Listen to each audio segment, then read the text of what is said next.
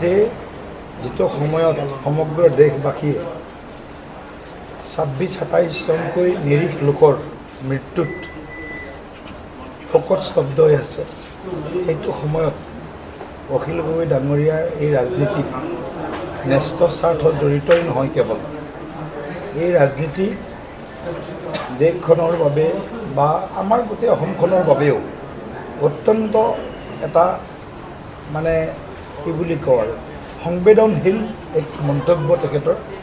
আৰু কেৱল শাসনৰ স্বাৰ্থত, সেৱাৰ স্বাৰ্থত নহয়, শাসনৰ স্বাৰ্থত ক'ৰবাত বৰপেটাত, ধুবুৰীত, ক'ৰবাত গোৱালপাৰাত এটা MLA জিকোৱাৰ স্বাৰ্থত তেখেতৰ যিবিলাক শেহতীয়া কাৰুকাৰ্য, সেই কাৰুকাৰ্য শিৱসাগৰবাসীক লজ্জিত কৰিছে। স্বৰ্গদেউসকলৰ যিখন ৰাজধানী, এই ৰংপুৰ কওক, শিৱসাগৰ কওক, যি শিৱসাগৰে অসমক শক্তিশালীভাৱে প্ৰতিনিধিত্ব কৰে, সেই শিৱসাগৰৰ বিধায়ক হৈ সমগ্ৰ অসমীয়া জাতিসত্তাক তেওঁ অপমানিত কৰিছে।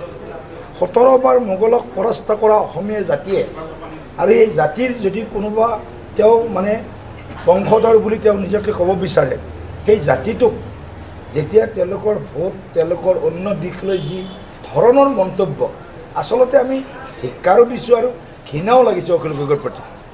এনেকুৱাও মানুহ ইমানো তুষ্টিকৰণৰ বাবে ইমানো তললৈ যাব পাৰেনে বাৰু? এতিয়া অখিল গগৈ ডাঙৰীয়া ক্ষমা খোজাটো ভাল হৈছে বাৰু, কিন্তু ক্ষমা খুজিলে অখিল গগৈ ডাঙৰীয়াৰ ভিতৰৰ যিটো মল, সেই মলটো চাফা হৈ নাযায়।